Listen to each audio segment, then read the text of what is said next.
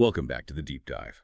Today, we're strapping in quite literally to explore what some might call wellness theater. Hmm. We're focusing on the FeelinGirl Waist Cincher. You've probably seen it. It's that $40 to $60 belt all over social media.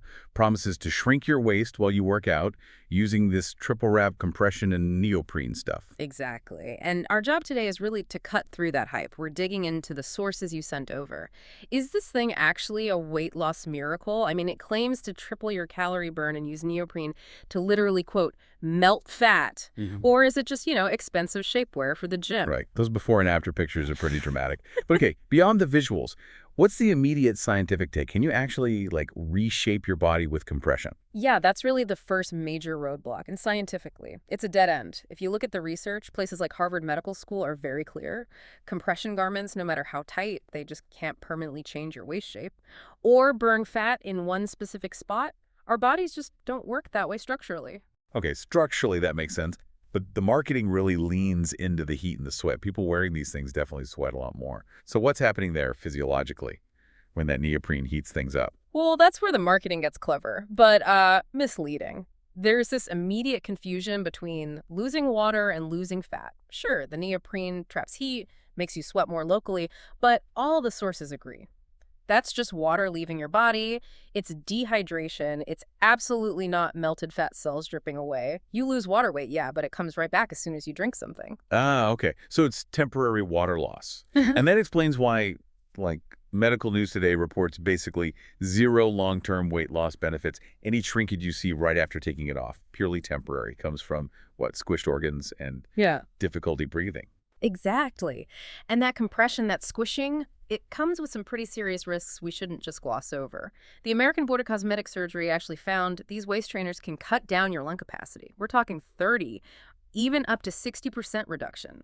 Plus, it can push your internal organs around into places they really shouldn't be long term. Wow, 30 to 60% less lung capacity. That's huge. And if you look at user reviews like on a Trustpilot, you see that reflected, right? People complain about sizing constantly. I saw one reviewer mention ordering, 6 sizes bigger than usual, and still finding it way too tight to wear comfortably, especially for sitting or breathing properly. Yeah, that extreme restriction makes basic movements hard. Sitting, bending, Yeah. it becomes a struggle. But, digging deeper into why some people do like them, there's one consistent positive point that comes up, those steel bones inside. They offer some pretty rigid back support, so some users find it genuinely helpful for posture, like a basic back brace during heavy lifting. It helps with form. Ah, okay.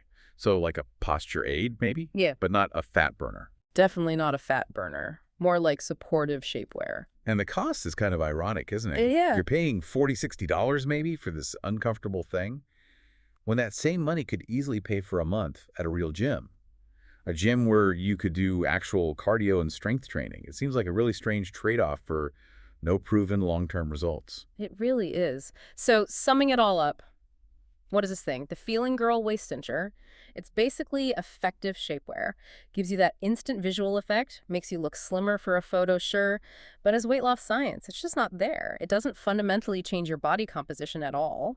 So the final takeaway for you listening, if you actually want to reduce your waist size permanently, consistent cardio, building muscle through strength training, managing your calorie intake, that's still the undefeated champ.